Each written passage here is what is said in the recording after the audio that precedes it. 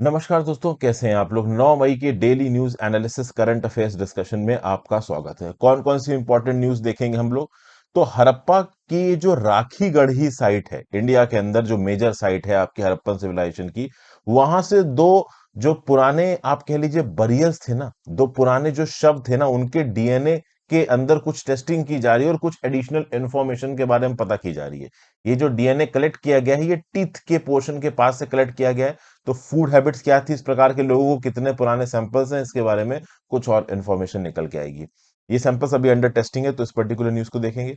फिर भाई, इंडिया के अंदर ये बताया जाता है, देखिए सिटीजनशिप अमेंडमेंट एक्ट के चलते कितना बवाल हुआ। बवाल क्या था कि भाई पाकिस्तान, अफगानिस्तान, बांग्लादेश से जो परसिक्यूटेड माइनॉरिटीज हैं, हिंदू, सिख, जैन वगैरह, जो कि इंडिया के अंदर आ रहे हैं, उनको इंडिया की सिटीजनशिप मिल रही है। बट यहाँ पे एक नई प्रकार की न्यूज निकल के आई है। ऐसा बताया गया कि राजस्थान के अंदर रहने वाले 800 हिंदूज वापस लौट गए पाकिस्तान में। वो एक्चुअली पाकिस्तान से ही आए थे और इंडिया के अंदर लंबे समय तक उन्होंने कोशिश की कि सिटीजनशिप ले लें। उनको लगा होगा कि शायद पाकिस्तान में उनके पास कुछ अच्छे एवेन्यूज है, तो वो इंडिया से वापस पाकिस्तान में चले गए। अब पाकिस्तान के अंदर जो प्लेयर्स हैं, जो सरकार है, वो गलत तरीके से इन लौटे हुए हिंदूज का इस्तेमाल कर रही है इंडिया को इंटरनेशनली मिलाइन करने के लिए। तो इस पर्टिकुलर न्यूज को देखेंगे। फिर हिमाचल प्रदेश की असेंबली गेट पे खालिस्तान के झंडे यहाँ पे लहरा दिए गए, कुछ ग्राफिटी भी यहाँ पे लिख दी गई। ये क्या पूरा का पूरा मुद्दा है, कल ये बहुत वायरल हो रहा था, इसको यहाँ पे देखेंगे। फिर एयर पॉल्यूशन और डेवलपमेंट के बीच में एक बैलेंस स्ट्राइक करने की जरूरत है, इसके रिस्पेक्ट में हमारे एनवायरमेंट मिनिस्टर साहब ने कुछ स्टेटमेंट दिया, ये देखेंगे। और भाई 48% ऑफ द बर्ड स्पीशीज पूरी दुनिया में खतरे में, इस पर्टिकुलर न्यूज को एनालाइज करेंगे। तो इतनी न्यूज हम यहाँ पे देखने वाले हैं। आगे बढ़ने से पहले वीडियो पे लाइक का बटन, दोस्तों चैनल को अब तक शेयर और सब्सक्राइब नहीं किया, कर लीजिए। इंस्टाग्राम पे फॉलो कर लीजिए, टेलीग्राम ग्रुप ज्वाइन कर लीजिए। टेलीग्राम ग्रुप पे आपको लेक्चर की पीडीएफ मिल जाएगी। If possible for you friends, click the join button. Join button नहीं दबा सकते तो सुपर थैंक्स का ऑप्शन चैनल पे एक्टिव हो गया है। आपको नीचे लाइक और सब्सक्राइब बटन के बगल में सुपर थैंक्स का ऑप्शन भी दिख जाएगा, अगर आप चाहें तो दबा के हेल्प कर सकते हैं। वर्ड ऑफ द डे देख लें, सैगेशियस। क्या होता है सैगेशियस का मतलब? हैविंग और showing good judgement and understanding. ठीक है, मतलब अच्छा जजमेंट दिखाना, अंडरस्टैंडिंग दिखाना, इसको सैगेशियस। सैगेशियस नाम से लग रहा है कि कुछ पॉजिटिव टाइप का शब्द है। जैसे कि यहाँ पे वर्ड सेंटेंस में क्या यूज है, sagacious person is intelligent and has the ability to make good decision. मतलब अच्छा डिसीजन लेने वाला, अच्छी अंडरस्टैंडिंग रखने वाला, और ऑब्वियस सी बात है ये एक इंटेलिजेंट पर्सन ही कर सकता है, इसको सैगेशियस आप बोलते हो। ठीक है भाई, चलिए पहली news. Citizenship delayed, 800 Pakistani Hindus left India. 800 Pakistani Hindu जो कि राजस्थान में थे, वो वापस छोड़ के चले गए इंडिया और पाकिस्तान के अंदर। वो आए क्यों थे इंडिया के अंदर? क्योंकि वहां पे पाकिस्तान में रिलीजियस परसिक्यूशन हो रहा था। लंबे समय तक उन्होंने इंडिया में सिटीजनशिप का इंतजार किया, जब उनको नहीं मिली तो ये वापस लौट गए 2021 में। ये बताया है सीमांत लोक संगठन, एसएलएस नाम के एक ऑर्गेनाइजेशन ने, जो कि इंडिया के अंदर पाकिस्तानी जो माइनॉरिटीज हैं उनके राइट्स की एडवोकेसी करता है। ये जो पाकिस्तानी हिंदूज हैं, जो कि अफगानिस्तान, पाकिस्तान जैसे देशों से भाग के आए हैं, देखिए बांग्लादेश में तो चलिए फिर भी हिंदूज की थोड़ी इंपॉर्टेंस है, अफगानिस्तान की तो बात ही छोड़ दीजिए, वहां तो ना के बराबर है। पाकिस्तान के अंदर तो हिंदूज को बिल्कुल ही खत्म कर दिया गया। पाकिस्तान एक ऐसी कंट्री थी जहां पे हिंदूज बहुत साइजेबल अमाउंट में थे इंडिपेंडेंस के समय पर, और बाद में उनको पूरा निस्तो नाबूद कर दिया, खत्म कर दिया। कुछ गिने चुने 1 या 2% या आधा परसेंट होंगे इस समय पे पाकिस्तान के अंदर, बहुत सारे भाग के इंडिया के अंदर आते हैं। इंडिया के अंदर सिटीजनशिप मिली नहीं, तो वो 800 ऐसे लोग वापस चले गए। हालांकि मैं बता दूं कि अभी भी लगभग 25,000 पाकिस्तानी हिंदू राजस्थान में है। जिनको ऐसा लगता होगा कि हाँ भाई पाकिस्तान के अंदर उनके लिए कुछ स्कोप बचा हुआ है, वो छोड़ के चले गए होंगे। लेकिन एक्चुअली में हुआ ये है कि पाकिस्तानी एजेंसीज, ये जो पाकिस्तानी हिंदू हैं जो कि लौट के पाकिस्तान के अंदर गए हैं, इनका इस्तेमाल कर रही है इंडिया को डिफेम करने के लिए। इन हिंदूज का इस्तेमाल करके पाकिस्तान पूरी दुनिया को दिखाने की कोशिश कर रहा है कि इन पाकिस्तानी हिंदुओं को इंडिया के अंदर प्रॉपर तरीके से ट्रीट नहीं किया गया है, मिसट्रीट किया गया है। अब इस कंटेक्स्ट में देखा जाए तो ये जो हिंदुओं को सिटीजनशिप देने वाली बात है, ये बहुत आग पकड़ी थी सिटीजनशिप अमेंडमेंट एक्ट के थ्रू। आपने देखा ये कि पैंडेमिक से पहले ओवरऑल एक लंबा प्रोटेस्ट चला है सिटीजनशिप अमेंडमेंट एक्ट को लेके। लेकिन अब तक सिटीजनशिप अमेंडमेंट एक्ट भले ही नियम कानून बनने के बाद इंप्लीमेंट नहीं हो पाए, क्योंकि सरकार ने इससे रिलेटेड नियम कानून नहीं बनाए हैं। उससे पहले अगर देखा जाए तो बाहर से आए हुए हिंदूज के लिए मिनिस्ट्री ऑफ होम अफेयर्स ने एक ऑनलाइन सिटीजनशिप एप्लीकेशन फॉर्म चलाया था 2018 में। और आप देखोगे तो 7 स्टेट्स के 16 कलेक्टर्स को यह रिस्पॉन्सिबिलिटी दे दी गई थी कि अफगानिस्तान, पाकिस्तान, बांग्लादेश से जो भी हिंदूज, क्रिश्चियन, सिख, पारसी, जैन, बुद्धिस्ट आ रहे हैं, इनकी ऑनलाइन एप्लीकेशंस को एंटरटेन करो और केस बाय केस बेसिस पे आप इनको नागरिकता दे दो। फिर मई 2021 में 5 और राज्यों के 13 और डिस्ट्रिक्ट कलेक्टर्स को ताकत दी गई, गुजरात, छत्तीसगढ़, राजस्थान, हरियाणा, पंजाब में, कि आप ठीक है भाई, आप सिटीजनशिप सर्टिफिकेट दे सकते हो इन पाकिस्तानी हिंदुओं को on case to case basis. Actually में सिर्फ पाकिस्तानी हिंदू नहीं, जैन, क्रिश्चियंस, इस तरीके की जो 6 कम्युनिटीज आई थी, उनको section 5 of the citizenship act और section 6 of the citizenship, section 5 में रजिस्ट्रेशन आता है, सेक्शन 6 में आता है नेचुरलाइजेशन, आप सिटीजनशिप दे सकते हैं। लेकिन प्रॉब्लम यह है कि यहां पे जो एप्लीकेशंस इंटरटेन की जाएंगी वो ऑनलाइन इंटरटेन की जाएंगी। अब बात यह है कि ये जो पाकिस्तानी हिंदूज आए हैं वो पाकिस्तानी पासपोर्ट पे आए हैं, और कई बार क्या होता है कि लंबे समय से रह रहे होते हैं तो पाकिस्तानी पासपोर्ट एक्सपायर कर जाता है। इंडिया में भी देखिए 10 साल के लिए पासपोर्ट इशू किया जाता है, मुझे नहीं पता पाकिस्तान में कितने समय के लिए इशू किया जाता है, लेकिन एक बार वो पाकिस्तानी पासपोर्ट की वैलिडिटी खत्म हो गई, तब टेक्निकली आप ऑनलाइन अप्लाई नहीं कर सकते। अब एक पाकिस्तानी बंदा इंडिया के अंदर अपना पासपोर्ट कहां रिन्यू करेगा? तो दिल्ली में पाकिस्तान हाई कमीशन में रिन्यू कर सकता है। तो ये लोग भाग के दिल्ली में पाकिस्तान हाई कमीशन में जाते हैं, वहां पे लाखों रुपए खर्च करके अपना पासपोर्ट रिन्यू करवाते हैं, उसके बाद एप्लीकेशन देते हैं डिस्ट्रिक्ट कलेक्टर्स के पास, और उसके बाद भी उनकी जो एप्लीकेशन है वो लंबे समय से पेंडिंग पड़ी हुई है। ठीक है, 22 दिसंबर 2021 का डाटा है। मिनिस्ट्री ऑफ होम अफेयर्स ने राज्यसभा को इन्फॉर्म किया कि ऑनलाइन मोड में एज ऑन दिसंबर 14, 2021 10,635 एप्लीकेशन सिटीजनशिप की पेंडिंग थी, जिसमें से 7,306 पाकिस्तान से, और ये ज्यादातर पाकिस्तानी हिंदूज भी। मैं आपको एक और बात बता दूं, ministry of home affairs in Pakistani Hindus को इसलिए भी जल्दी सिटीजनशिप नहीं देता, उसकी एक वजह यह भी हो सकती है कि हो सकता है पाकिस्तान ने कुछ टेररिस्ट को यहां पे पाकिस्तानी हिंदू बना के भेज दिया हो इंडिया के अंदर, कि जाओ इंडिया की सिटीजनशिप लो, इंडिया में स्लीपर सेल्स की तरह ऑपरेट करो। क्योंकि इंडिया कैसे वेरीफाई करेगा कि जो पाकिस्तान से जो पाकिस्तानी हिंदू आ रहे हैं वो सब क्लीन है? हो सकता है कि पाकिस्तान की आईएसआई ने इसमें भी कुछ लोगों को प्लांट कर रखा हो इंडिया के अंदर घुसाने के लिए, कुछ भी हो सकता है यहाँ पे। अभी के लिए एसएलएस के हिसाब से, यानी ये जो सीमांत लोक संगठन है, इसके हिसाब से 25,000 पाकिस्तानी हिंदू राजस्थान में हैं, जो पिछले 20 सालों से सिटीजनशिप मिलने का इंतजार कर रहे हैं। बहुत सारे लोगों ने ऑनलाइन मोड में अप्लाई किया, बहुत सारों ने ऑफलाइन मोड में। हाँ, एक बार ये पाकिस्तानी हिंदूज इंडिया में आ जाते हैं तो ओवरऑल ये जो एमएचए ने सिटीजनशिप रूल्स को 2015 में अमेंड किया था, इसके चलते इनको वापस नहीं भेजा जाता है। अपना पासपोर्ट एक्सपायर होने के बाद भी ये इंडिया में रह जाते हैं, जो कि प्रोविजंस ऑफ पासपोर्ट एक्ट और फॉरेनर्स एक्ट ये बोलता है कि वो माइनॉरिटीज जिनको अपने देशों में, मतलब अफगानिस्तान, पाकिस्तान, बांग्लादेश में परसिक्यूट किया गया है, उनको इंडिया में रहने दो, बाहर मत निकालो। अच्छा, इस प्रकार के लोगों को इंडिया लॉन्ग टर्म वीजा और पिलग्रिम वीजा भी देता है। या तो ये लॉन्ग टर्म वीजा 5 साल की वीजा पे आते हैं, या ये पिलग्रिम वीजा पे आते हैं, और अपना वीजा एक्सपायर होने के बाद भी ये इंडिया में रुके रहते हैं। रीजन बीइंग कि ये इंडिया में रहना चाहते हैं, इंडिया की सिटीजनशिप चाहते हैं, इनके धर्म के आधार पर इनको पाकिस्तान के अंदर प्रॉपर, कह लीजिए बिहेवियर, या फिर कह लीजिए प्रॉपर रिप्रेजेंटेशन, इंक्लूसिवनेस नहीं मिल पाती। अगर आप देखो तो मिनिस्ट्री ऑफ होम अफेयर्स के हिसाब से लॉन्ग टर्म वीजा जो पाकिस्तानी हिंदूज को ग्रांट किए गए 2011 से 2014 में, ये है 14,726, और नवंबर 2021 से फरवरी 2022 के बीच में लॉन्ग टर्म वीजा इंडिया ने 600 ग्रांट किए पाकिस्तानी हिंदूज को। ओके, अगर आप देखो तो 6 माइनॉरिटी कम्युनिटीज से 2018, 19, 20, 21 में 8,244 एप्लीकेशन आई हैं इंडिया के पास वीजा के लिए, ओके सॉरी, सिटीजनशिप के लिए। और सिटीजनशिप अमेंडमेंट एक्ट की बात की जाए तो इसने इन सब चीजों को ही स्ट्रीमलाइन करने के लिए बोला था कि जो लोग इंडिया के अंदर 31 दिसंबर 2014 से पहले एंट्री मार चुके हैं, भले ही उन्होंने 11 साल ना काटे हों, 11 साल काटना जरूरी था नियम कानूनों के हिसाब से, एक्ट के हिसाब से सिटीजनशिप लेने के लिए। तो अगर 31 दिसंबर 2014 से पहले इंडिया में आ चुके हो तो सिटीजनशिप अमेंडमेंट एक्ट के हिसाब से आपको सिटीजनशिप मिल जाएगी इंडिया की। लेकिन इतना भारी बवाल हुआ कि सरकार ने अब तक इसके रूल्स को ग्राउंड लेवल पे इंप्लीमेंट ही नहीं किया है। तो as this point of time citizenship amendment act 2019 is null and void. अच्छा, जो लोग 11 साल से ज्यादा इंडिया के अंदर रह चुके हैं ना, और कह लो लॉन्ग टर्म वीजा पे इंडिया के अंदर आए थे, वीजा खत्म हो गया, वापस नहीं गए, उनको तो सिटीजनशिप मिलनी चाहिए ना, क्योंकि उनको तो सिटीजनशिप एक्ट की जरूरत नहीं है, लेकिन उनकी एप्लीकेशंस भी अभी के लिए मिनिस्ट्री ऑफ होम अफेयर्स के पास पेंडिंग है। तो ये जो लोग बोलते हैं ना कि सरकार इस समय पे पाकिस्तानी हिंदूज को खुलेआम सिटीजनशिप दे रही है, ऐसा सच नहीं है। बहुत सारी सिटीजनशिप्स, ऑलमोस्ट सारी ही सिटीजनशिप इस समय पे पेंडिंग पड़ी हुई, बहुत सारे लोगों को मिली भी है, बट वो कुछ ही लकी चुनिंदा लोग हैं जिनको यहाँ पे सिटीजनशिप मिल गई है, जो कि पाकिस्तानी हिंदू थे और इंडियन सिटीजन बन गए। अभी के लिए हजारों की तादाद में लोग इंतजार ही कर रहे हैं, परसिस्टेंट वेटिंग, कि कब उनको भारत की नागरिकता मिलेगी। जीएस पेपर 1-2 में आपको ये न्यूज काम आएगी। फिर अगली न्यूज है, Khalistan flags come up outside Himachal Pradesh assembly complex. तो देखिए, अभी रिसेंटली कल एक न्यूज वायरल हुई कि धर्मशाला के अंदर जो हिमाचल प्रदेश की लेजिस्लेटिव असेंबली है, मैं आपको बता दूं, शिमला के अंदर समर सेशन होता है, और सॉरी, शिमला के अंदर विंटर सेशन होता है। अरे क्या बोल रहा हूँ यार, विंटर सेशन आपका असेंबली का हिमाचल प्रदेश का धर्मशाला में होता है, और जो बाकी सेशंस होते हैं वो शिमला के अंदर होते हैं, ठीक है ना। तो अब एक कह सकते हैं कि पहाड़ी स्टेट है, तो टेम्परेचर के हिसाब से शिमला धर्मशाला ये लोग कर लेते हैं।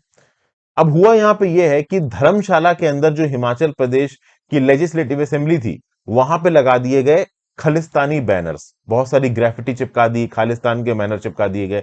ऐसा बताया जाता है कि कुछ टूरिस्ट गए थे यहाँ पे पंजाब से, उन्होंने यहाँ पे मिसक्रिएंट एक्टिविटी कर दी। हालांकि इस एक्टिविटी का कोई बहुत मेजर आप कह लीजिए आउटकम नहीं है, ऐसा नहीं है कि मतलब इससे कोई बहुत बड़ा वायलेंस टाइप की एक्टिविटीज हो गई, बट हाँ, ये खालिस्तानी एजेंडा को, खालिस्तानी प्रोपोगेंडा को प्रमोट करने वाली बात है। और सिर्फ ये जो प्रमोशन था, this is now not only limited to Punjab, it is also limited, मतलब it has also extended up to Himachal Pradesh. तो कुल मिला के यहाँ पे यूएस बेस्ड जो सिख फॉर जस्टिस का लीडर है गुरपत सिंह पनून, इसको एंटी टेरर लॉ यूएपीए के अंदर बुक किया गया है। अभी रिसेंटली ही जून 6 को खालिस्तान रेफरेंडम डे बनाने की बात की जा रही है। रेफरेंडम समझते हो ना, कि पंजाब के इलाके में वोटिंग कराई जाएगी और पंजाब के लोगों से कहा जाएगा कि भाई तुम अलग कंट्री बनाना चाहते हो या इंडिया में रहना चाहते हो। तो गुरपतवंत सिंह पनून को section 13 of the unlawful activities prevention act के अंदर बुक किया गया है, और section 153 A and 153 B of the Indian penal code के अंदर बुक किया गया है, और section 3 of the H Himachal Pradesh open places prevention of disfigurement act 1985 के अंदर बुक किया गया। मतलब हिमाचल प्रदेश की लेजिस्लेटिव असेंबली के बाहर उल्टे सीधे कंस्ट्रक्शन, वहां पे पोस्टर वगैरह चिपका देना। तो ये प्रिवेंशन ऑफ डिसफिगरमेंट वाला जो एक्ट है हिमाचल प्रदेश का, Himachal Pradesh open places prevention of disfigurement act, इसके अंदर भी गुरपतवंत सिंह पनून को यहाँ पे चार्जेस लगाए गए हैं। अब देखिए खालिस्तान का इशू क्या है, तो आपको पता है एक सिख सेपरेटिस्ट मूवमेंट है। तो इंडिया के अंदर वाले पंजाब और पाकिस्तान के अंदर वाले पंजाब को मिला के जो इलाका बनेगा उसको एक अलग कंट्री बना दिया जाएगा। अब पाकिस्तान यहां पे इस मूवमेंट को सपोर्ट करता है इंडिया को कमजोर करने के लिए। ये बात तो देखो खालिस्तान वालों को भी पता होगी कि सिर्फ पंजाब के अंदर वाला इंडिया अगर वो लड़के ले भी ले, तो पाकिस्तान के अंदर वाला पाकिस्तान नहीं देगा। लेकिन ओवरऑल पीछे से इस खालिस्तानी कॉज को सपोर्ट देते रहना है, ताकि इंडिया को अंदर से कमजोर कर सकेंगे। ये टारगेट रहता है यहाँ पे पाकिस्तान का, इसलिए आईसीआई पाकिस्तान की आर्मी इंस्टीट्यूशनल तरीके से खालिस्तान के मुद्दे को सपोर्ट करता है। जबकि मैं बता दूं कि पाकिस्तान के अंदर जो सिख हैं, सॉरी, ये जो पंजाब के अंदर सिख हैं इंडिया में, इंडिया वाले पंजाब के अंदर जो सिख हैं, एक पंजाब का रीजन आपका पाकिस्तान में भी, पंजाब की प्रोविंस बहुत बड़ी प्रोविंस थी, वो टूट गई पार्टीशन के बाद। तो आज की डेट में पंजाब इंडिया का एक बहुत छोटा स्टेट है, बट एक समय पे इलाका बहुत बड़ा हुआ करता था। आप कह लो रंजीत सिंह का राज्य जिस इलाके में था, पूरा लाहौर मुल्तान आसपास का पूरा इलाका इसी पंजाब में आता था। अब खैर अनफॉर्चुनेटली वो पाकिस्तान के पास चला गया। तो इंडियन स्टेट जो है ना पंजाब का, वहां पे भी जो सिख हैं वो ओवरऑल इस खालिस्तान की आइडियोलॉजी को सपोर्ट नहीं करते। ये जो पूरा का पूरा मुद्दा है खालिस्तान वाला, इसने आग पकड़ा था 1983 में, जब जरनैल सिंह भिंद्रावाले नाम का एक आदमी गोल्डन टेम्पल में घुस के बैठ गया था और उसको कब्जा लिया था। इंदिरा गांधी उस समय की स्ट्रांग प्राइम मिनिस्टर, इन्होंने ऑपरेशन ब्लू स्टार लॉन्च कर दिया। गोल्डन टेम्पल के अंदर घुस गई आर्मी, भिंद्रावाले को यहां पे मार दिया गया। लेकिन गोल्डन टेम्पल जो कि एक रिलीजियस श्राइन है, इसको थोड़ा नुकसान पहुंचा। जो सिख कम्युनिटी थी वो इंदिरा गांधी से नाराज थी, और आप देखोगे कि इंदिरा गांधी को उनके ही सिख बॉडीगार्ड ने असैसिनेट कर दिया। और फिक्स सिख कम्युनिटी के खिलाफ इतना गुस्सा था लोगों के अंदर कि एक एंटी सिख राइट हो गए। हालांकि चीजें अब सॉर्ट आउट हो गई यहाँ पे, बट कहीं ना कहीं ये पूरा का पूरा इशू डिस्टेबलाइजिंग था। इंडिया को अंदर से सोशल फैब्रिक को जो कमजोर करने वाला फैक्टर था ना, वो इस मूवमेंट में नजर आ रहा था। उसके बाद से देखो तो भारत सरकार ने बहुत से इनिशिएटिव्स चले हैं। आज की डेट में पंजाब के लोग भारत के साथ जुड़ के ही रहना चाहते हैं। उनको जिस प्रकार की ऑटोनॉमी, एग्रीकल्चर में प्रोग्रेस, ओवरऑल इकोनॉमिक प्रोग्रेस देखने को मिल रही है, वो उनको अलग रह के या पाकिस्तान के रह के नहीं मिल पाएगी। ये बात वहां के लोग भी जानते हैं। अभी रिसेंटली देखिए तो एक रिपोर्ट रिलीज की गई है मैकडोनल्ड लॉरियल इंस्टीट्यूट के द्वारा। ये कैनेडियन थिंक टैंक है। इसका बोलना है कि जो खालिस्तान है ये प्रोजेक्ट है पाकिस्तान का। इस रिपोर्ट का ही नाम है खालिस्ताना प्रोजेक्ट ऑफ पाकिस्तान। तो भाई एक जियोपॉलिटिकल प्रोजेक्ट की तरह खालिस्तान को नर्चर किया है पाकिस्तान ने, और ये इंडियंस और कैनेडियंस दोनों की ही नेशनल सिक्योरिटी को वायलेट करता है, क्योंकि बहुत सारे जो सिख हैं वो कनाडा में सेटल्ड हैं, और ये खालिस्तानी प्रोजेक्ट उन सिख को बहुत हद तक मोबिलाइज और रेडिकलाइज करता है। इनका काम क्या है? ये पाकिस्तानी मुस्लिम जो ब्रिटेन कनाडा में रहते हैं, ये लगातार सिखों को भड़काते रहते हैं कि इंडिया से अलग हो जाओ, इंडिया में तुम्हें प्रॉपर तरीके से रिप्रेजेंटेशन नहीं मिलता है, और पाकिस्तान में उनको प्रॉपर सपोर्ट दिया जाता है। ठीक है ना। सिख फॉर जस्टिस नाम की जो वेबसाइट है वो कराची में होस्टेड है। रेफरेंडम 2020 को भी यहाँ पे सपोर्ट किया, लाहौर में एक ऑफिस बनाने दिया सिख फॉर जस्टिस का। तो ओपनली यहाँ पे आप देखो पाकिस्तान सपोर्ट करता है इस खालिस्तान के एजेंडा को। इनफैक्ट करतारपुर कॉरिडोर की भी बात करिए तो इंडिया से लोग निकल के लाहौर में जो करतारपुर कॉरिडोर है वहां जाते हैं अपने भगवान को दर्शन के लिए। और वहां पे भी जो खालिस्तानी आप कह लीजिए आइडियोलॉजी वाले लोग हैं वो इन सिख को भड़काने की कोशिश करते हैं कि भारत सरकार के अगेंस्ट बोलो, ओवरऑल हथियार उठाओ, खालिस्तानी एजेंडा को आगे लेके जाओ। GS paper three linkage to terrorism में न्यूज काम आएगी। फिर नेक्स्ट है DNA samples from Rakhi Garhi burial pits sent for analysis. तो भाई जो हड़प्पन एरा की जो सिटी है हरियाणा के अंदर राखी गढ़ी, वहां पे दो ह्यूमन स्केलेटन्स के डीएनए को इकट्ठा किया गया है और इन डीएनए को स्टडी किया जाएगा और इससे पता करा जाएगा कि राखी गढ़ी के इलाकों में हजारों साल पहले लोगों की क्या एंसेस्ट्री थी, उनकी फूड हैबिट्स क्या थे, क्या ये लोग इसी रीजन के थे या कहीं बाहर से आए थे। ऑब्वियसली बात है राखी गढ़ी में जो पहले शव मिले हैं, बरियल्स मिले हैं, उनके सैंपल्स को भी यहां पे कंपेयर किया जाएगा। पहले की सैंपल्स की रिपोर्ट तो है ही हमारे पास, और जो नए बरियल्स मिले हैं उनके सैंपल्स को लैब में ले जाया गया, लैब के रिजल्ट के आधार पर ओवरऑल एनालिसिस की जाएगी। तो जो माउंड नंबर 7 है आपका RGR 7 आपका राखी गढ़ी का, वहां से ये दो आप कह लीजिए बरियल पिट्स मिली हैं जिनके अंदर शव दफनाए गए थे। उन शवों से यहाँ पे डीएनए निकाला गया है। वो डीएनए उनके टीथ के पास से निकाला गया है, दांत के पास से निकाला गया है। और इससे क्या है, दांत के पास से अगर आप डीएनए निकालोगे तो उन लोगों को फूडिंग हैबिट्स क्या थी ये भी यहाँ पे पता चल जाएगा। ये जो 7 माउंट्स मिले हैं RGR 1 टू RGR 7, आप कह लीजिए देखिए राखी गढ़ी नाम की जो हड़प्पन साइट है हिसार के पास, ये दो गांव में फैली हुई है, राखी खास और राखी शाहपुर। आप कह सकते हो बहुत बड़ी आर्कियोलॉजिकल साइट है ये। ओके। RGR 1, RGR 3, RGR 7 में अभी के लिए इन्वेस्टिगेशन चालू है। 24 फरवरी 2022 को इन्वेस्टिगेशन शुरू हुई थी। डॉक्टर मंजुल इस इन्वेस्टिगेशन को लीड कर रहे हैं। जो भी बरियल्स हैं उनके डीएनए को यहाँ पे एनालाइज किया जा रहा है ये पता करने के लिए कि उस समय के लोगों के फीचर्स वगैरह क्या थे।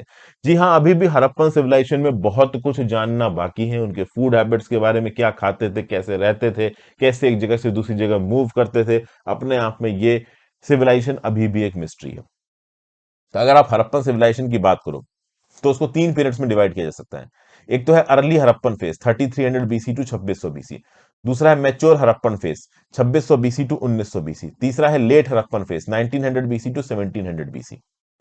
पांच जो सबसे बड़ी साइट्स हैं आपकी हड़प्पन एरा की, तीन मोहनजोदड़ो हड़प्पा और गनवेरी वाला ये पाकिस्तान के अंदर है, और दो राखी गढ़ी और ढोलावीरा ये इंडिया के अंदर है। ये कह सकते हो ये पांच ऐसी साइट्स हैं जिनको हड़प्पा का रीजनल सेंटर माना गया है। इसमें से दो साइट कहां पे हैं भाई, ये इंडिया में है। बाकी तीन कहां पे, तो अनफॉर्चुनेटली पाकिस्तान के पास चली गई। ठीक है भाई, ये जो हिसार वाली साइट है राखी गढ़ी, ये गग्गर रिवर प्लेन के अंदर आती है। लगभग 5,000 साल पुरानी ये साइट है, 3000 बीसी के लगभग की इसकी आप कह सकते हो टाइमलाइन है। GS paper 1 ancient Indian history में न्यूज काम आएगी। फिर अगली न्यूज है कि भाई 48% बर्ड स्पेशीज पूरी दुनिया में खतरे में है। ऐसा बताया जाता है कि दुनिया में जितनी भी बर्ड स्पेसीज हैं उसके लगभग 14% बर्ड स्पेशीज को ह्यूमंस खाते हैं। उसके बाद भी अगर आप देखो तो 48% बर्ड स्पेशीज खतरे में। इसका वजह क्या है, तो ह्यूमंस खाते हैं 14% स्पेशीज को, ये तो खतरा है ही। प्लस एक और चीज है कि भाई जो ह्यूमंस का हैबिटाट एक्सपेंशन हो रहा है ना, वो कहीं ना कहीं बर्ड के ओरिजिनल हैबिटाट को अफेक्ट कर रहा है। ओके। एक स्टडी की गई है यहाँ पे 9 रिनाउंड एवियन एक्सपर्ट्स के द्वारा, कंजर्वेशनिस्ट के द्वारा, जो बर्ड्स वगैरह में स्टडी करते हैं। स्टडी का नाम है state of the words bird. ये एक एनुअल रिव्यू है इन्वायरमेंटल रिसोर्सेज का, 5 मई को पब्लिश किया। उसने ये बोला कि जो 10,994 रिकॉग्नाइज्ड एक्सटेंट स्पेशीज हैं बर्ड की, इनमें ऑलमोस्ट आधी 48% खतरे में है। एक वजह इसकी यह है कि ह्यूमंस 14% बर्ड स्पेशीज को खाते हैं। दूसरा यह है कि जो नेचुरल हैबिटाट्स हैं बर्ड के वो डिग्रेड हो रहे हैं, लूज हो रहे हैं। क्यों? क्योंकि भाई बहुत सारी दूसरी स्पेशीज अपने हैबिटाट्स को फैला रही हैं और ह्यूमंस अपने हैबिटाट्स को बहुत तेजी से फैला रहे हैं। इसकी वजह से बर्ड स्पेशीज का हैबिटाट यहां पे इफेक्ट हो रहा है। ये किसने बताया? मैनचेस्टर मेट्रोपॉलिटन यूनिवर्सिटी की एक स्टडी ने। ठीक है। तो उसके बाद अगर आप देखो तो जो 37% सर्वाइविंग बर्ड स्पेशीज है, इनको कॉमन और एक्सोटिक पेट्स की तरह भी इस्तेमाल किया जाता है। मतलब इन बर्ड्स को लोग पाल के रखते हैं। 14% को खाते हैं। और आप कह लो बहुत सारे बर्डों के इलाके में ह्यूमन स्पेशीज अपना फुटप्रिंट एक्सपेंड कर रही है, तो बर्ड का जो नेचुरल हैबिटेट इलाका है वो यहां पे खतरे के अंदर आ रहा है। ओके। आप कह सकते हो कि 5,245 बर्ड स्पेशीज, लगभग 48% बर्ड स्पेशीज इनका पॉपुलेशन डिक्लाइन हो रहा है। लगभग 39 बर्ड स्पेशीज की जो पॉपुलेशन है वो स्टेबल ट्रेंड में है। ओके, और लगभग 7% बर्ड स्पेशीज 778 इनकी पॉपुलेशन बढ़ रही है। बाकी 37 स्पेशीज की पॉपुलेशन बढ़ रही है, घट रही, स्टेबल अभी के लिए पता नहीं है। कभी कभी तो यह भी बताया जाता है कि एक जो ग्लोबल पास डाउन है कि मिलियंस ऑफ लोग बर्ड को वॉच करते हैं, उनको दाना खिलाते हैं, जैसे नहीं वो ये अमरीश पुरी दिलवाले दुल्हनिया ले जाओ में शुरुआत में आओ आओ करके बर्ड को खाना खिला रहे होते हैं, फिर बर्ड्स आगे बैठ जाती हैं, बहुत सारे लोग उनको देखते रहते हैं।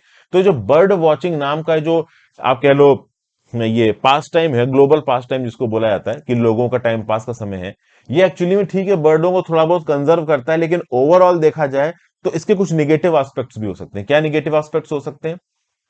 इकोलॉजी में, इकोसिस्टम में बर्ड्स एक प्रॉपर प्रोपोर्शन में है। बर्ड वॉचिंग में होता यह है कि ये प्रोपोर्शन डिस्टर्ब हो जाता है।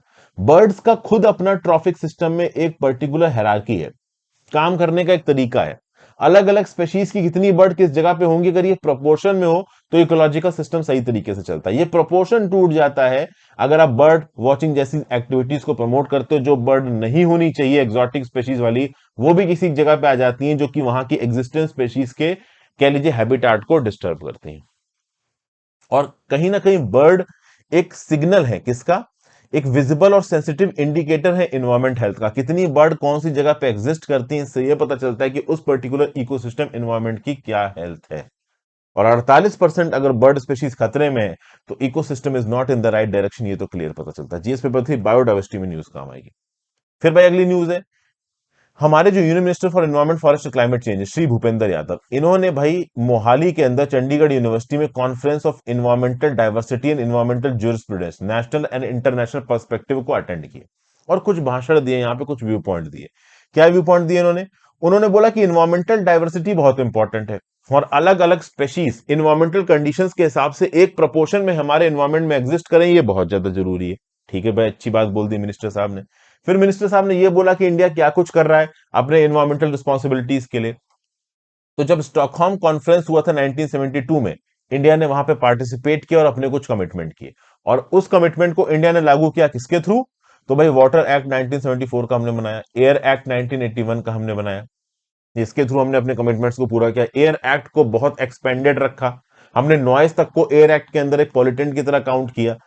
तो गवर्नमेंट ऑफ इंडिया ने यहां पे क्या किया, इस चीज को पॉइंट आउट कर रहे हैं हमारे union minister of environment forest और क्लाइमेट चेंज भूपेंद्र यादव। तो इन्होंने क्या बोला कि जब रियो डिक्लेरेशन हुआ 1992 का, तो उसके बाद इंडिया ने एनवायरमेंटल इंपैक्ट असेसमेंट के प्रोसेस को शुरू हुआ किया।